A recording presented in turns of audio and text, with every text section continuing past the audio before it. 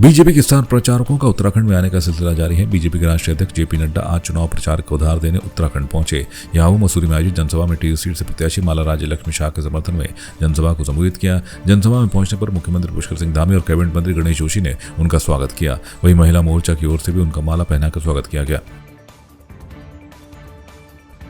अल्मोड़ा में रणबांकुरों के शहर द्वाराहाट में ऐतिहासिक स्यालदे बिखौती मेले का विधिवत उद्घाटन हो गया है, जिसमें रणबांकुरों ने इतिहास को साक्षी मानते हुए अपनी पारंपरिक शैली में ओढ़ा भेंटने की रस्म अदा की। ऐतिहासिक स्यालदे बिखौती मेले में ढोल नगाड़े की गर्जना, वहुड़के की धमक ने वीर रस की हुंकार भरते हुए हिमालय के गौरवशाली अतीत के दर्शन कराए। इसमें जहां एक और रणबांकुरों ने उत्तराखंड के लोक नृत्य से अपने युद्ध कौशल का प्रदर्शन किया, वहीं संपूर्ण द्वारिका क्षेत्र की महिला शक्ति ने प्रेम व श्रृंगार रस से लबरेज, झोड़ा और चांचरी ने माहौल में अलग ही मिठास खोल दी। पाली पछाऊ और कुमाऊं के सबसे बड़े मेले स्यालदे बिखौती ऐतिहासिक, सांस्कृतिक एवं पौराणिक मेले की हार्दिक शुभकामनाएं प्रेषित करता हूं और कहीं ना कहीं ये मानता हूं कि मेला धीरे धीरे अपने ढलान की ओर अग्रसर है। पश्चिमी सभ्यता के बोलबाले के कारण भी और हमारी सरकारें चाहे कोई भी हो, राजनीति से हटकर मैं कहना चाहता हूं कि जो भी मुख्यमंत्री द्वाराहाट आए उन्होंने आश्वासन दिया कि हम मेले को रांची घोषित करेंगे। यहाँ तक कि मेला कमेटी के द्वारा सारे प्रपत्र तैयार करके रजिस्ट्रेशन करके भी सरकार को दिए, लेकिन दुर्भाग्य है द्वाराहाट का कि ये मेला राजकीय घोषित नहीं हो पाया। लेकिन हम सब प्रयासरत हैं कि पाली पछाऊ का, कुमाऊं का सबसे बड़ा पौराणिक ऐतिहासिक सांस्कृतिक मेला अपने पहचान को बरकरार रखते हुए राजकीय मेले की जो एक उपलब्धि होती है वो मिले। लाल कुआं विधानसभा के गोलापार क्षेत्र में कांग्रेस पार्टी ने जनसंपर्क अभियान चलाया। इस दौरान कांग्रेस एससी विभाग के प्रदेश उपाध्यक्ष इंदरपाल आर्य के आवास पर जनसभा का आयोजन किया गया, जिसमें क्षेत्रवासियों को संबोधित करते हुए कांग्रेस प्रत्याशी प्रकाश जोशी ने बीजेपी सरकार की जन विरोधी नीतियों से लोगों को अवगत कराया। साथ ही अपने लिए आशीर्वाद मांगते हुए कहा कि यदि उन्हें मौका मिला तो विकास कार्यों के नए आयाम स्थापित करने का काम करेंगे।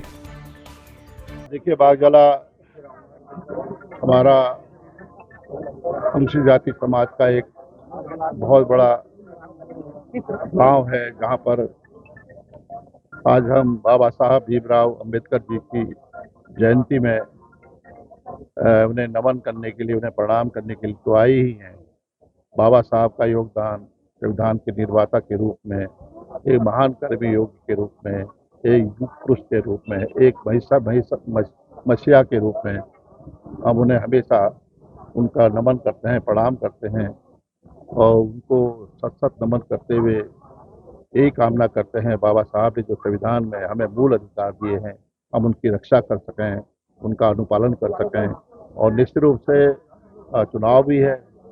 चुनाव में हमने यहाँ की महान जनता से, माताओं से, बहनों से, बुजुर्गों से, नौजवानों से अपील भी की है कि कांग्रेस की जो विचारधारा है, सर्वधर्म समभाव, कांग्रेस की जो सामाजिक सौहार्द और जो एक न्याय, सामाजिक न्याय की जो परंपरा है कांग्रेस की, उसको दृष्टिगत रखते हुए, क्योंकि किसानों ने जो हमारा दलित शोषित समाज है, जो वंचित समाज है, जो समाज है, उनके उत्थान के लिए, उन्नयन के लिए आज़ादी के बाद लगातार काम किया है। देखो, गोलापार में कांग्रेस मजबूत के लिए ही हम लोग निरंतर प्रयास कर रहे हैं और आज जो चुनावी मेला चल रही है, चुनाव जो प्रचार चल रहा है, तो आज कार्यक्रम मेरे निवास स्थान पर था, जिसमें हमारे हम सबके नेता आदरणीय लारी जी और इस लोकसभा प्रत्याशी श्रीमान प्रकाश जोशी जी, हमारे विधायक जी और जो पूर्व विधायक हैं सुखी, सब आए थे यहाँ। लेकिन यहाँ का दोष देखते हुए, यहाँ के महिलाओं को देखते हुए, युवाओं को देखते हुए परिवर्तन की पूरी रैली चल रही है। परिवर्तन होना है और कई वोट ऐसे हैं कि जो खुल कर नहीं आ रहे हैं और उनको लग रहा है कि कांग्रेस को लाना ही हमारा भविष्य का आगे तय करेगा। जिस तरीके से महिला उत्पन्न का मामला आ रहा है और जैसे यहाँ का ये अतिक्रमण के नाम से सूची में बिंदु खत्ता और बागजला कई गाँव में इन लोगों ने जो अतिक्रमण सूची बनाई है, उसका खामियाजा कहीं ना कहीं इनको भुगतना पड़ेगा। लाल कुआं पहुंचने पर भारतीय जनता पार्टी के लोकसभा प्रत्याशी अजय भट्ट क्षेत्र के बीजेपी कार्यकर्ताओं ने फूल मालाओं के साथ जोरदार स्वागत किया। इस दौरान वरिष्ठ बीजेपी नेता हेमंत नरूला के कार्यालय पर एक बैठक का भी आयोजन किया गया, जिसमें क्षेत्र के तमाम कांग्रेसियों सहित व्यापार मंडल के पदाधिकारियों ने भारतीय जनता पार्टी की सदस्यता ली। इस दौरान दिव्यांग कल्याण समिति के अध्यक्ष संतोष बाबू कश्यप ने भी बीजेपी ज्वाइन की। अजय भट्ट और क्षेत्रीय विधायक मोहन सिंह बिष्ट ने कहा कि भारतीय जनता पार्टी की जन विकास की नीति के तहत लोग बीजेपी ज्वाइन कर रहे हैं।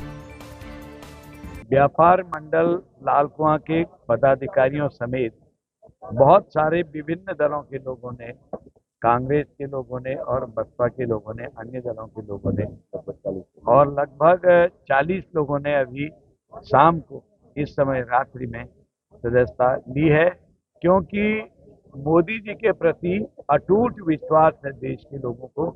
इसलिए जो अच्छे लोग हैं वो अन्य दलों से टूट के भारतीय जनता पार्टी में आकर अपना समर्थन दे रहे हैं और मोदी जी में अपना विश्वास व्यक्त कर रहे हैं। देखिए, ये भारतीय जनता पार्टी की नीतियों से, उनके विकास कार्यों से, इस क्षेत्र में हमारे सांसद जी द्वारा किए गए कार्यों से, हमारे प्रदेश के यशस्वी मुख्यमंत्री माननीय पुष्कर सिंह धामी जी और मेरे द्वारा जो इस क्षेत्र में कार्य कराए जा रहे हैं, उनसे फिर प्रभावित होकर विभिन्न दलों के लोग, व्यापार मंडलों के लोग भारतीय जनता पार्टी ज्वाइन कर रहे हैं और हम लोग लगातार उनको सम्मान देते हुए, उनका सम्मान करते हुए और उनको देश हित में कार्य करने की प्रेरणा देते हुए हम लोग ज्वाइन करा रहे हैं।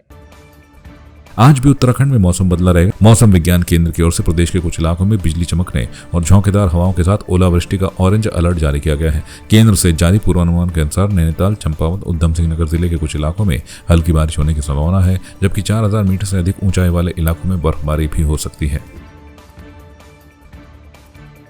आपकी इस पर क्या राय है, हमें कमेंट कर जरूर बताएं। इसके साथ ही आप हमारे YouTube चैनल को सब्सक्राइब कीजिए। आप हमें Facebook, Instagram, Twitter और कू ऐप पर फॉलो भी कर सकते हैं। और संवाद 365 के साथ एक क्लिक में जुड़ने के लिए डाउनलोड कीजिए संवाद 365 ऐप।